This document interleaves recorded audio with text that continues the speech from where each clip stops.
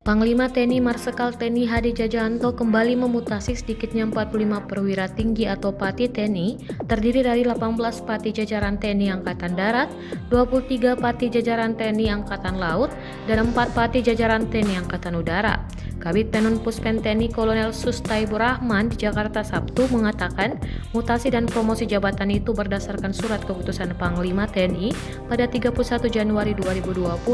tentang pemberhentian dari dan pengangkatan dalam jabatan di lingkungan TNI.